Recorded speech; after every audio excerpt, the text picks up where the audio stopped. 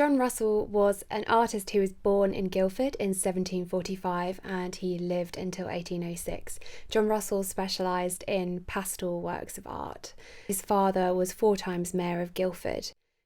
Once Russell had finished his apprenticeship, he set up his own studio in Cavendish Square. He exhibited at the Royal Academy from its beginnings in 1769 for the rest of his life, becoming a full member in 1788. Russell belonged to the Calvinist Methodists, who were extremely ascetic. And sometimes when one looks at Russell's pictures, this does seem rather incongruous, because there's nothing to show in the pastels that indicates the kind of turmoil that Russell's soul was going through. And we know that because we have his diaries.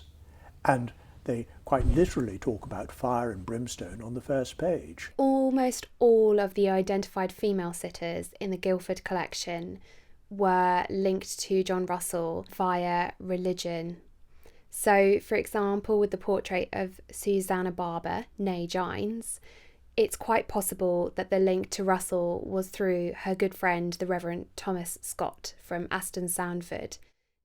Russell's influence from religion can also be seen in the fashion choices of his sitters.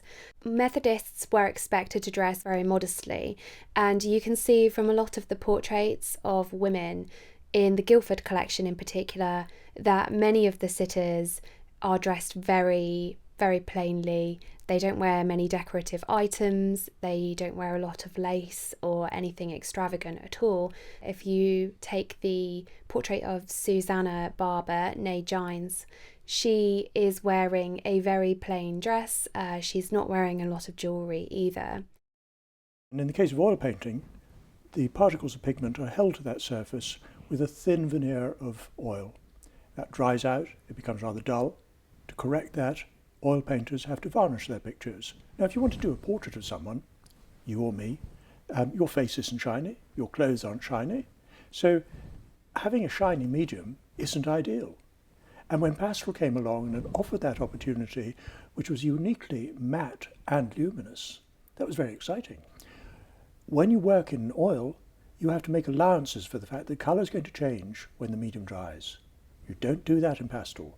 What you paint is what you get. But when you read his private recipe books, which have survived, you discover that he had a special ingredient. The binder that he used was turpentine. This gave a depth of colour which he found particularly attractive, but at the same time remained soft and delicate.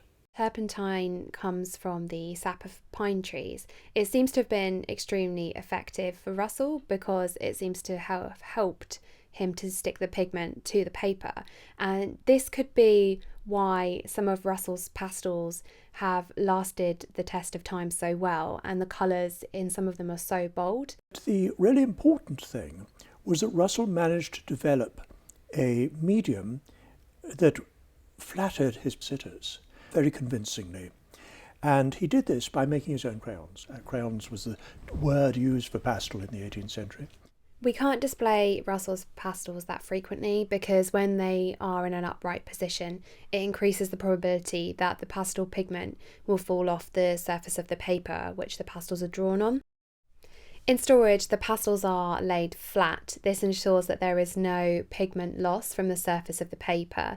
The conditions in the store are cool and dark. This makes sure that light doesn't damage the pigment of the pastel and dull the brightness of the images. Many of John Russell's pictures are around 250 years old, and pastel as a medium is not expected to last for that long. Pastel was chosen by the artist because it allowed them to build up an image very quickly without waiting for layers to dry. So, for example, with Girl with the Basket of Eggs, she looks less bold than she would have in the past potentially, and also because of the loss of pigment, the lines are not as pronounced as they would have been before. So, for example, you can barely see it anymore, but when we examined the picture, we discovered that there was actually a signature in the bottom left corner in the foliage, and it was barely noticeable with the naked eye. But once I had inverted the colours of a photograph on a computer, I could see very clearly that the signature in the left corner read J. Russell Pinxit, 1781.